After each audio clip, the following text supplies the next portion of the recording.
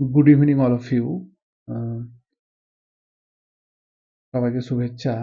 তোমরা যারা ভাবছো যে নেট সেট বা এসএলএসটির জন্য প্রিপারেশন নেবে, তারা আমার সঙ্গে যোগাযোগ করতে পারো। ডিসেম্বর 2024 যে নেট বা সেট পরীক্ষাটা হবে, সেই পরীক্ষাটার জন্য আমার ব্যাচ শুরু হয়ে গেছে। তো যারা পড়াশোনার ইচ্ছে নিয়ে যে নেট পাস করব এরকম ইচ্ছে নিয়ে, এই ইচ্ছে যদি কারো থাকে, তাহলে সে আমার সঙ্গে অবশ্যই যোগাযোগ করো। বিভিন্ন ইউটিউব চ্যানেলগুলো যদি তোমরা দেখো, তাহলে সেখানে দেখতে পাবে যে অনেক টাকা খরচ করে কোর্স পারচেজ করতে হয়। 10,000 টাকা বা 5,000, 5,000 টাকা নয়, 8-9 হাজার টাকা। কিন্তু সেখানে আমি তোমাদের গ্যারেন্টি দিয়ে বলছি, মান্থলি খুব কম খরচে তোমাদের পুরো নেট এবং সেট সিলেবাস কমপ্লিট করাবো। এবং এইটা কমপ্লিট করলে কি হবে, তোমাদের আপকামিং যে এক্সাম, জিওগ্রাফি ওরিয়েন্টেড, সে এসএলএসটি হোক, মাদ্রাসা হোক বা পিজিটি টিজিটি, যে কোনো পরীক্ষার জন্য হেল্পফুল হবে। আমরা বিভিন্ন পরীক্ষাগুলো যেগুলো হয় সেগুলো কিন্তু নেট সেট থেকেই ওরা কপি করে থাকে। তো আজকে প্রথম ক্লাস ইন্ডিয়ান জিওগ্রাফির মোটামুটি 15-20টা দেখবে ভিডিও থাকবে আমার। সেই ভিডিওগুলো তোমরা দেখবে এক এক করে। আজকে প্রথম ইন্ডিয়ান জিওগ্রাফির নেটে যে সিলেবাসটা দেওয়া আছে, সেই সিলেবাসটা দিয়ে আমরা শুরু করব। ইন্ডিয়ান জিওগ্রাফিতে দেখো, ইউজিসি নেট যে সিলেবাসটা দিয়ে দিয়েছে, সেখানে 12 রকমের সিলেবাস দিয়ে দিয়েছে। সেই সিলেবাসগুলো একটু জেনে নিই। এরকম 10টা পোর্শন রয়েছে, তার মধ্যে ইন্ডিয়ান জিওগ্রাফি একটা নেটের। তো ইন্ডিয়ান জিওগ্রাফিটাতেই মানে আমি ডেমো কিছু ক্লাস থাকবে ইন্ডিয়ান জিওগ্রাফি, তার জন্য আমি আজকে ইন্ডিয়ান জিওগ্রাফি থেকেই শুরু করলাম। দেখো, প্রথমে ইন্ডিয়ান জিওগ্রাফির জিওলজিক্যাল হিস্ট্রি অফ ইন্ডিয়া, এখান থেকে আজকে আমরা শুরু করব। জিওলজিক্যাল হিস্ট্রি অফ ইন্ডিয়াতে বিভিন্ন যুগে যে শিলাগুলো রয়েছে, কখন কি শিলা তৈরি হয়েছে, কোন শিলায় কি রয়েছে, সেগুলো আমরা পড়বো। ফিজিওগ্রাফিক ডিভিশন, সেই ফিজিওগ্রাফিক ডিভিশন মানে ভারতবর্ষের বিভিন্ন রকম ভূতাত্ত্বিক গঠন কোথায় কি রয়েছে, সেগুলো আমরা দেখব। আরেকটা জিনিস আমি বলি, প্রত্যেকটা টপিক, এই যে জিওলজিক্যাল হিস্ট্রি অফ ইন্ডিয়া, এই টপিকটা যদি আমরা পড়ে নিই, তাহলে এই টপিকের উপরে যত রকমের পিওয়াইকিউ মানে প্রিভিয়াস ইয়ার্স কোশ্চেন যত এসছে, সেগুলো আমরা সঙ্গে সঙ্গেই ডিসকাশন করে নেব। তাহলে আমাদের মধ্যে একটা আভাস হয়ে যাবে যে এখান থেকে পরীক্ষায় প্রশ্ন আসতে পারে। তুমি যতই পড়ে চলে যাও, তুমি যদি পিওয়াইকিউ প্র্যাকটিস না করো, তাহলে তুমি কখনোই সাকসেস পাবে না। তার জন্য এই 6 মাস আমার সঙ্গে আমার কোর্সে জয়েন হও। আমি তোমাদের গ্যারেন্টি দিয়ে বলছি যে অবশ্যই তোমরা সাকসেস পাবে। দেখো, এইভাবে ইন্ডিয়ান জিওগ্রাফির সিলেবাস ড্রেনেজে দেখো দেওয়া আছে, হিমালয়ান অ্যান্ড পেনিনসুলার 2 রকমের নদী রয়েছে, সেগুলো আমরা পড়বো। 3 নম্বরে দেখো আমাদের দিয়ে দিয়েছে ক্লাইমেট। এই ক্লাইমেটে বিভিন্ন রকম ভারতের যে মৌসুমী বায়ু, এর ফলে কি হয়, কতগুলো ভাগে ভাগ করা হচ্ছে, কোন সময় কি বায়ু আসছে, এগুলো পুরো ডিটেলস আমরা এখানে পড়বো। কোন বায়ুর ফলে বৃষ্টিপাত হচ্ছে, মৌসুমী বায়ুকে কোন কোন বিষয়গুলো প্রভাবিত করছে। তারপরে দেখো সয়েল অ্যান্ড ন্যাচারাল রিসোর্স, আমরা এই সয়েলগুলো পড়বো। ভারতের কত রকমের সয়েল রয়েছে, কোন সয়েলে কি থাকে, কোথায় পাওয়া যায়, ভেজিটেশন কি কি রয়েছে, জলাভূমি কি কি রয়েছে, মিনারেলস, এই জিনিসগুলো আমরা এখানে পড়বো। এবং 6 নম্বরে দেখো রয়েছে পপুলেশন, জনসংখ্যা। ভারতবর্ষের 2011 সাল রিসেন্ট ডেটা অনুযায়ী যে জনসংখ্যা, সেই জনসংখ্যা ওরিয়েন্টেড সব ইউজিসি কি থেকে প্রশ্ন দিচ্ছে, সেগুলো আমাদেরকে জানা দরকার। সেগুলো সব জানতে পারবে। এগ্রিকালচারাল জিওগ্রাফি থেকে অনেক প্রশ্ন, অনেক কিছু টপিক রয়েছে, agro climatic region, green revolution, এই জিনিসগুলো আমরা পড়বো। তারপরে তারপরে দেখো ডেভেলপমেন্টস অ্যান্ড প্যাটার্নস, ট্রান্সপোর্ট নেটওয়ার্কগুলো কি কি ভারতের, রেল, জল, আকাশপথ, স্থলপথ, এই মানে রাস্তাগুলো বা যোগাযোগ ব্যবস্থাগুলো, ট্রান্সপোর্টগুলো সম্বন্ধে আমাদের ধারণা।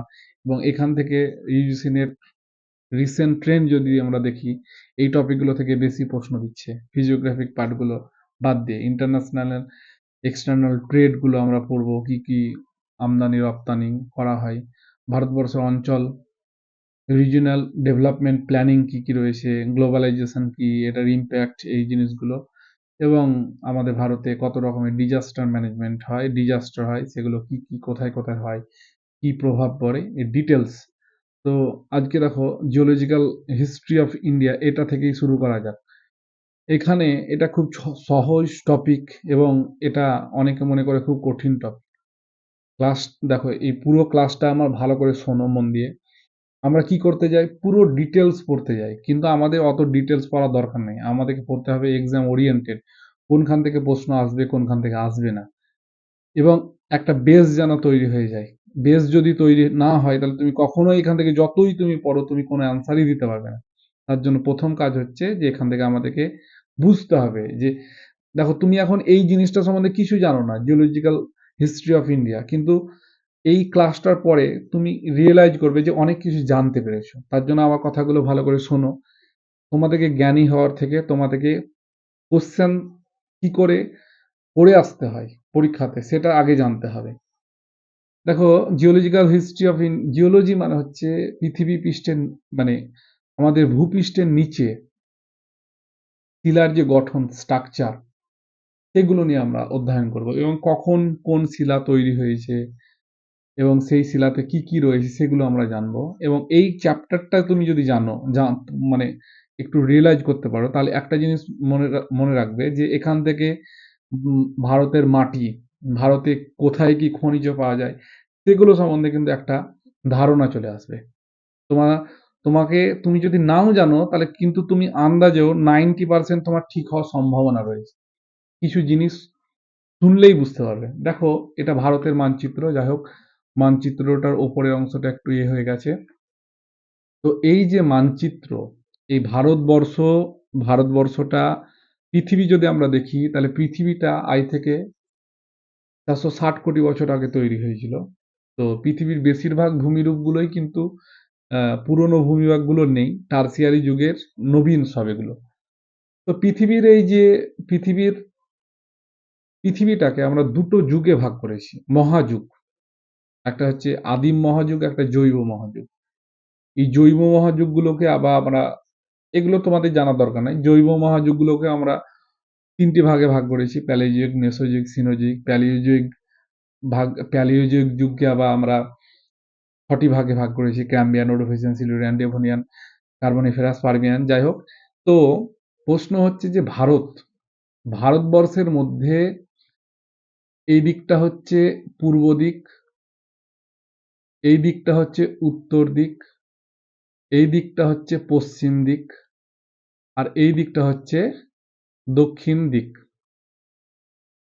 তো ভারতবর্ষের মধ্যে প্রাচীন যে ভূভাগ, এই প্রাচীন ভূভাগটা কিন্তু হচ্ছে এই দক্ষিণ ভারত, গন্ডোয়ানা ল্যান্ড, তোমরা সবাই নাম শুনেছ। এবং এই ভূভাগটা পরবর্তীকালে একটা টেথিস নামক সাগরে ধাক্কা মেরে আমাদের হিমালয় পাহাড় সৃষ্টি হয়েছে, এগুলো আমরা পরে জানবো। তো এই পৃথিবীর মধ্যে প্রাচীন ভূভাগ হচ্ছে এই জায়গাটা, যেটাকে বলা হয় গন্ডোয়ানা ল্যান্ড। তো পৃথিবীর যে জায়গাগুলো প্রাচীন, যেমন এই গন্ডোয়ানা ল্যান্ড, ভারতবর্ষের মধ্যে এই জায়গাটা সর্বপ্রথম সৃষ্টি হয়েছিল। তার জন্য এই সময় পৃথিবীতে কি হয়েছিল, ম্যাগমা ম্যাগমাগুলো জমাট, পৃথিবীটা প্রথম অবস্থায় ম্যাগমা ছিল। তার জন্য প্রাথমিক অবস্থায় এটা সৃষ্টি হওয়ার জন্য এর অভ্যন্তরে যে পদার্থগুলো রয়েছে সেগুলো হচ্ছে সব ম্যাগমা জাতীয় বা আগ্নেয় শিলা। এবং এই আগ্নেয় শিলাগুলো রূপান্তরিত হয়ে গেছে, যে রূপান্তরিত শিলায় পরিণত হয়ে গেছে। তো আমাদের বিজ্ঞানীদের মতে, বিভিন্ন বিজ্ঞানীদের মতে, ডানা বলে একজন বিজ্ঞানী রয়েছে, তো ভারতবর্ষের ভূপ্রাকৃতিক বলছি, জিওলজিক্যাল স্ট্রাকচারকে 8টি ভাগে ভাগ করেছেন। কতগুলো ভাগে? 8টি ভাগ। দেখো, এই ভাগগুলো এখানে লেখা আছে। আর্কিয়ান, এগুলো একটু মনে রাখতে হবে। আর্কিয়ান যুগ, ধারোয়ার, তারপরে হচ্ছে কুডাপ্পা, তারপরে বিন্ধা, তারপরে দেখো রয়েছে এখানে গন্ডোয়ানা, তারপরে ডেকান ট্র্যাপস, টারসিয়ারি এবং কোয়াটারনারি। কোয়াটারনারি, এটা হচ্ছে আধুনিক, কিছুদিন আগেই তৈরি হয়েছে, কিছুদিন মানে 100 বছর 200 বছর নয়, 10 লক্ষ 20 লক্ষ বছর আগে। তার কোয়াটারনারি, নারীরা দেখো বর্তমান দিনে নারীদেরই যুগ, আমাদের মুখ্যমন্ত্রী রাজ্য শাসন করছে, তার তার জন্য এটা আধুনিক কাল, তার জন্য এখানে কোয়াটারনারি এইভাবে তোমরা মনে রাখবে। আর একটা হচ্ছে দেখো আর্কিয়ান, আর্কিয়ান মানে হচ্ছে সব থেকে প্রাচীন। তো এই যে আর্কিয়ান, ধারোয়ার, কুডাপ্পা, এই যে শিলাগুলো রয়েছে, এই শিলাগুলো ভারতবর্ষের যত আমরা এই নতুন শিলাগুলোতে যাব, আর্কিয়ানটা হচ্ছে সবচেয়ে পুরনো, ধারোয়ারটা হচ্ছে তারপরে তার থেকে একটু নতুন, ধারোয়ারের থেকে কুডাপ্পা তার থেকে একটু নতুন। তো সব থেকে প্রাচীন এই এই ভারতবর্ষে এই প্রান্ত থেকে এই প্রান্ততে তুমি যদি যাও, দক্ষিণ থেকে উত্তরে যদি যাও, তাহলে আমাদের এই ক্রমটা আমরা পাবো। কি ক্রম? না, তো সব থেকে দক্ষিণে কি রয়েছে? আর্কিয়ান, মানে এই জায়গাটাতে আর্কিয়ান রয়েছে। তারপরে আরেকটু ওপরে কি রয়েছে? আরেকটু উপরে রয়েছে ধারোয়ার। তারপরে আরেকটু উপরে রয়েছে কুডাপ্পা। তারপরে আরেকটু উপরে রয়েছে বিন্ধ্যা। তারপরে আরেকটু উপরে কি রয়েছে? বিন্ধ্যার উপরে গন্ডোয়ানা ল্যান্ড। গন্ডোয়ানা ল্যান্ডের উপরে সব থেকে যদি তুমি দেখো, সব থেকে ওপরে সেটা হচ্ছে কোয়াটারনারি। ঠিক আছে? তো এইভাবে আমরা মনে রাখবো। এবার যদি তোমাকে একটা প্রশ্ন করা হয় যে আর্কিয়ান যুগের শিলা কোথায় রয়েছে? তাহলে তুমি কখনোই বলবে না যে উত্তর দিকে রয়েছে ভারতের, জম্মু কাশ্মীর বা এগুলো। আর্কিয়ান যুগের শিলা রয়েছে দক্ষিণ ভারতে, অন্ধ্রপ্রদেশ, কর্ণাটক, এই জায়গাগুলো নিয়ে আর্কিয়ান যুগের শিলা রয়েছে। বুঝতে পেরেছো তো? আর আর্কিয়ান যুগের আরেকটা জিনিস বলি, যে হিমালয় পাহাড় যে কোর, মানে একদম ভেতরের অংশ, সেটা কিন্তু আর্কিয়ান যুগের। ঠিক আছে? এটা একটু মনে রাখবে। তাহলে এখানে একটা জিনিস মনে রাখবে যে যত আমরা দক্ষিণ থেকে উত্তরের দিকে যাব, তত আমাদের নবীন বা নতুন শিলার গঠন পাবো। সব থেকে দক্ষিণ দিকে আর্কিয়ান, তারপরে একটু উপরে ধারোয়ার, তারপরে আরেকটু উপরে কুডাপ্পা, এবং সব থেকে উপরে যেটা রয়েছে, সব থেকে ভারতের সব থেকে মানে উপরে উত্তরে যেটা রয়েছে, সেটা সব থেকে নতুন, এবং সেটা হচ্ছে কোয়াটারনারি। ঠিক আছে? এভাবে আমাদেরকে মনে রাখতে হবে। আর্কিয়ান যুগের শিলা সব থেকে প্রাচীন শিলা, এবং এই শিলাটা বেসিক্যালি দেখো তোমাদের এখানে লেখা আছে যে দক্ষিণ ভারতে পাওয়া যায়। মেনলি এখানে আমাদের যেটা মনে রাখতে হবে যে কর্ণাটক, কর্ণাটক এই কর্ণাটক রাজ্যে আমাদের পাওয়া যায়। কর্ণাটক, অন্ধ্রপ্রদেশ, এই মানে মধ্যপ্রদেশের নিচের দিকে। হ্যাঁ, কিন্তু মেনলি কর্ণাটক, অন্ধ্রপ্রদেশ, তামিলনাড়ু, এই জায়গাগুলো আর্কিয়ান যুগের শিলা পাওয়া যায়। এবং আমাদের যে ছোট নাগপুর মালভূমি, এই ছোট নাগপুর মালভূমি দেখবে এই জায়গাটাতে রয়েছে, সেই ছোট নাগপুর মালভূমিতে এই আর্কিয়ান যুগের শিলা পাওয়া যায়। এটা সব থেকে প্রাচীন, সব থেকে প্রাচীন হওয়ার জন্য এখানে জীবাশ্ম পাওয়া যায় না। কি বললাম? জীবাশ্ম। তখনকার দিনে কোনো জীব ছিল না, তার জন্য এখানে কোনো জীবাশ্ম পাওয়া যায় না। তখনকার দিনে পৃথিবীটা কোনো প্রাণের স্পন্দন ছিল না, তার জন্য এখানে বিভিন্ন রকমের খনিজ পদার্থ। তার জন্য সব থেকে ভারতবর্ষের মধ্যে দেখবে কখনোই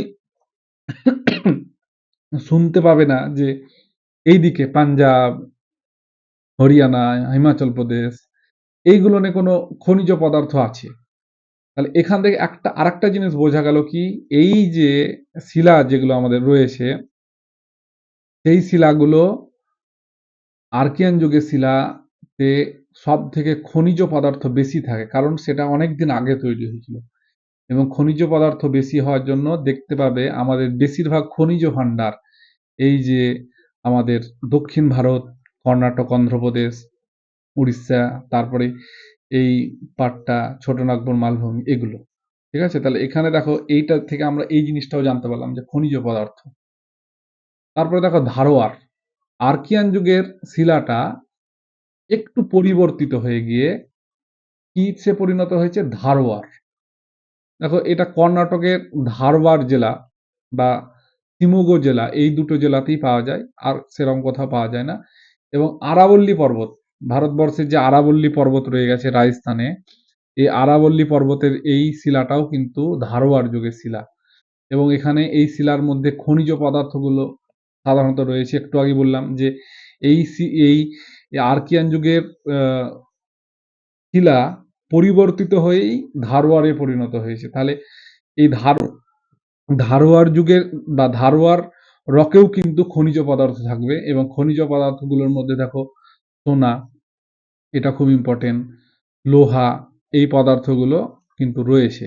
ঠিক আছে, আর কিছু জানার দরকার নেই, কিন্তু এখান থেকে ভালো করে মনে রাখবে যে আরাবল্লী পর্বতটা কিন্তু ধারোয়ার যুগ, আরাবল্লী পর্বত। ঠিক আছে, তারপরে দেখো রয়েছে কুডাপ্পা। এবার ধারোয়ার শিলাটা আবার পরিবর্তন হয়ে কিসে পরিণত হয়ে গেছে? কুডাপ্পাতে। অন্ধ্রপ্রদেশ বলে একটা রাজ্য রয়েছে আমাদের, এই যে অন্ধ্রপ্রদেশ, এই অন্ধ্রপ্রদেশ রাজ্যে আমাদের যদি দেখো, অন্ধ্রপ্রদেশ বা তেলেঙ্গানার মধ্যেও পড়ছে, কুডাপ্পা বলে একটা জেলা রয়েছে। সেই কুডাপ্পা জেলাতে এটা পাওয়া গেছে, এবং এখানে বেলে পাথর, চুনা পাথর, এই জিনিসগুলো পাওয়া গেছে। এবং এই জায়গাটা দেখবে সোনার খনি রয়েছে, কখনো সোনার খনিগুলো এই দিকে পাবে না, সোনার খনিগুলো দেখবে এই দিকটাতে রয়েছে। তার জন্য এই দিকটাতে সোনার খনিগুলো, এখানে দেখো গোলকুন্ডাতে একটা সোনার খনি রয়েছে, যেখানে কুডাপ্পা রক্স সিস্টেমের মধ্যে এটা পড়ে। তারপর দেখো রয়েছে ভিন্দা। কুডাপ্পার কুডাপ্পাটা আবার কি হয়ে গেছে? পরিবর্তিত হয়েছে, দিয়ে ভিন্দাতে পরিবর্তন হয়েছে। এবং ভিন্দা যখন যাব, তখন আমরা একটু উপরের দিকে চলে আসবো, এই এই পোর্শনটাতে। এই ভিন্দাটা কোথায় রয়েছে? আমাদের যে ভিন্দা পর্বত রয়েছে না, এই পর্বত, ভিন্দা পর্বত। আরেকটা জিনিস বলি, মানে ভিন্দা পর্বত তো মধ্যপ্রদেশ, গুজরাট এগুলোর মধ্যে রয়েছে, এবং রাজস্থানের দু একটা জায়গা রয়েছে, যেমন হচ্ছে চিত্তর। এই বিন্ধ্যা রেঞ্জটা খুব গুরুত্বপূর্ণ, কারণ এখান থেকে বিভিন্ন রকমের, আমাদের ভারতবর্ষের মধ্যে দেখবে যে লালকেল্লা, জামা মসজিদ, সাঁচি স্তূপ, ঠিক আছে, যেটা যীশুখ্রিস্টের জন্মের আগেও তৈরি করা হয়েছে ভারতের।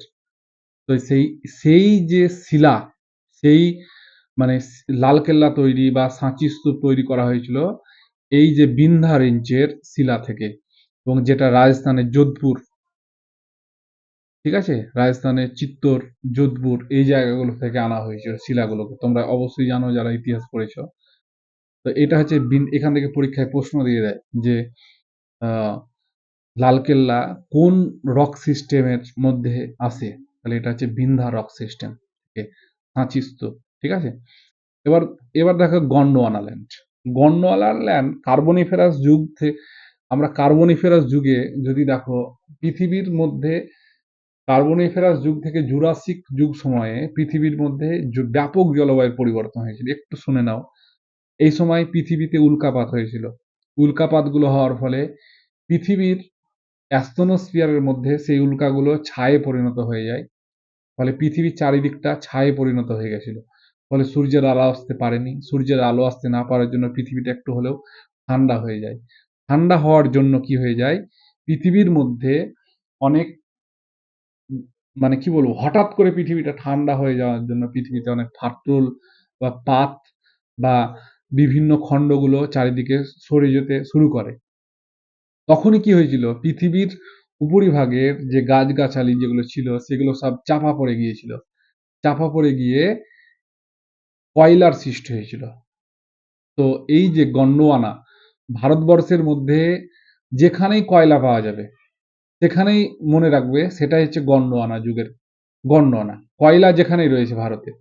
তো এই গন্ডোয়ানা ল্যান্ডের মধ্যে, গন্ডোয়ানা রক্স যেটা আমরা বলছি, আমাদের তোমরা একটা জিনিস মিলিয়ে নেবে, যেমন দামোদর অববাহিকা, দামোদর, তারপরে ধরো ছত্তিশগড়, তারপর মহারাষ্ট্র, এই জায়গাগুলো নিয়ে কি রয়েছে? এই জায়গাগুলো নিয়ে এই গন্ডোয়ানা রক সিস্টেম হয়েছে। মানে ভারতবর্ষের যে জায়গাগুলো নিয়ে কয়লা রয়েছে, সেই সবগুলো হচ্ছে গন্ডোয়ানা সিস্টেম।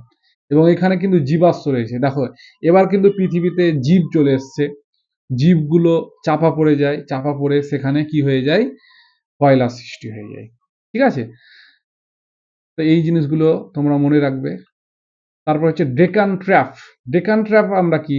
ডেকান ট্র্যাপ, দেখো এই যে মধ্যপ্রদেশ, গুজরাট এবং মহারাষ্ট্র, মধ্যপ্রদেশ, গুজরাট এবং মহারাষ্ট্র, এই জায়গাগুলো নিয়ে কি হয়েছিল, এই জায়গাগুলো নিয়ে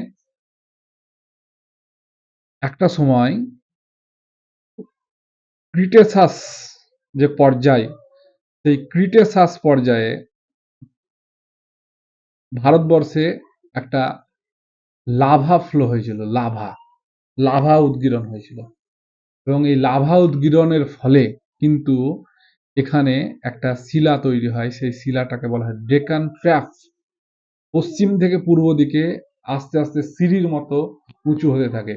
এবং এখান থেকে মনে রাখবে মধ্যপ্রদেশ, গুজরাট, মহারাষ্ট্র, মধ্যপ্রদেশ, গুজরাট, মহারাষ্ট্র, কর্ণাটক বা অন্ধ্রপ্রদেশ বা তামিলনাড়ুতেও পাওয়া যায়, কিন্তু খুব কম। কিন্তু যদি মেন পরীক্ষায় আসে যেই জায়গাগুলোর মধ্যে কোথায় পাওয়া যায়, তাহলে কিন্তু হবে মধ্যপ্রদেশ আর মহারাষ্ট্র।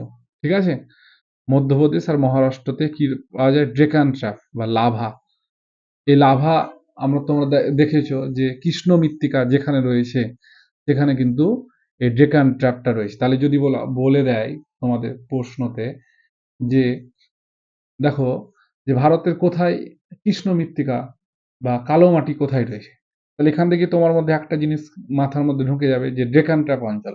ডেকান ট্র্যাপ মানে মধ্যপ্রদেশ, মহারাষ্ট্র, এই দুটো হচ্ছে মেন। এবং এটা মোটামুটি 15-20 কোটি বছর আগে সৃষ্টি হয়েছে এবং গুজরাটে এগুলো দেখা যায়। তারপরে দেখো রয়েছে টার্সিয়ারি। টার্সিয়ারি মানে এবার আরো আমরা উপরের দিকে চলে যাব, উপরে মানে ভারতের উপরের দিকের অংশ। এবং এই টার্সিয়ারি গুলোর মধ্যে এই জায়গাগুলো তোমরা দেখতে পাবে যে আহ, একটা পর্বত সৃষ্টি হয়েছিল, হ্যাঁ, হিমালয় পর্বত। এগুলো সব টার্সিয়ারি যুগে। ঠিক আছে, হিমালয় পর্বতটা শুরু হয় টার্সিয়ারি যুগে। এবং এখানে একটা জিনিস মনে রাখবে, পৃথিবীর যে ভূমিভাগগুলো রয়েছে সেগুলো কিন্তু কোনোটাই টার্সিয়ারি যুগের পূর্বের নয়, টার্সিয়ারি যুগের পরবর্তীকালে সৃষ্টি হয়েছে। ঠিক আছে, তাহলে টার্সিয়ারি মানে উত্তর দিকে চলে গেলাম। এবং সব থেকে দেখো আধুনিক, যে আধুনিক সেটা হচ্ছে কোয়াটার নারী। সেই কোয়াটার নারী মানে নারীরা সব থেকে বর্তমান আধুনিক কালে ওদের দবদবা বেশি, তার জন্য কোয়াটার নারী হচ্ছে সব থেকে আধুনিক যুগের শিলা।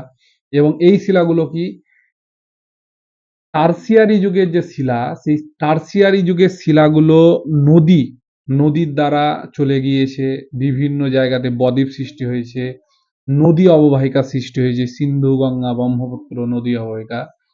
সেই অববাহিকাগুলো নিয়ে যে শিলাগুলো পাওয়া যায় সেগুলোই হচ্ছে কোয়াটারনারি। মানে টার্সিয়ারি যুগের শিলাগুলো পরিবর্তিত হয়ে যাচ্ছে নদী ফলে। এবং বিভিন্ন যে বদ্বীপ বা নিম্নভূমি বা নদী অববাহিকা অঞ্চল, সেই নদী অববাহিকা অঞ্চলগুলো নিয়ে যে শিলা পাওয়া যায় সেই শিলাগুলোই হচ্ছে সব কি কোয়াটারনারি। এটা সব থেকে আধুনিক যুগের শিলা এবং এই শিলাটা এখনো পরিবর্তন হচ্ছে। তাহলে যদি তোমাদের একটা কথা বলে যে সুন্দরবন অঞ্চলে কোন জাতীয় রক স্ট্রাকচার বা জিওলজি দেখা যায়, তাহলে কিন্তু তোমাদের এবার মাথার মধ্যে ঢুকে যাবে যে কোয়াটারনারি। দেখো এইটুকু জিনিস তোমরা পড়ো, যেটুকু আমি বললাম, এর বাইরে কিচ্ছু পড়ার দরকার নাই। তোমাদের যত প্রশ্ন আসবে এখান থেকে তোমরা এবার সব প্রশ্ন পারবে। এত এত নোটস, এত এত বই, এই সব কিচ্ছু পড়তে যেও না। হ্যাঁ, যদি তোমরা সময় থাকে তো পড়ো, কিন্তু যেমন ভাবে বললাম যে দক্ষিণ থেকে শুরু হয়ে উত্তর দিকে যাচ্ছে, এটাই হচ্ছে ক্রম, এইভাবে তোমাদের পড়তে হবে। ঠিক আছে, এবার দেখো কিছু পিওআইকিউ দিয়ে দিয়েছি। হ্যাঁ, ইউজিসি নেট পরীক্ষাতে এসেছিল। মাস্কি ব্যান্ড মানে ধারোয়ার যুগে একটা জিনিস মনে রাখবে যে ধারোয়ার যুগে মানে দেখো ধারোয়ার যুগে একটু আগে চলে যাও, দেখো এখানে কি বলেছিলাম, সোনা পাওয়া যায়, এই যে সোনা। তাহলে ধারোয়ার যুগে কি পাওয়া যায়, দেখো এখানে গোল্ড। তারপর দেখো 2 নম্বর কোশ্চেনে দেওয়া আছে দ্য ফেমাস মাকরানা মার্বেল, মানে কি বলবো, মার্বেল, যে বিখ্যাত যে মার্বেল গুলো, সেই মার্বেল গুলো আমাদের কোথা থেকে, কোন স্টেট, মানে কোনখান থেকে আসে, এটা তোমরা নিশ্চয়ই বুঝতে পারছো, এটা আমি আর বলবো না, এটা দেখে নিও। তারপর দেখো ওল্ডেস্ট রক্স ইন ইন্ডিয়া আর রিপোর্টেড ফ্রম ভারত, এটা নেট 2017-তে এসছে এই প্রশ্নটা। ভারতবর্ষের সব থেকে পুরনো শিলা কোনটা?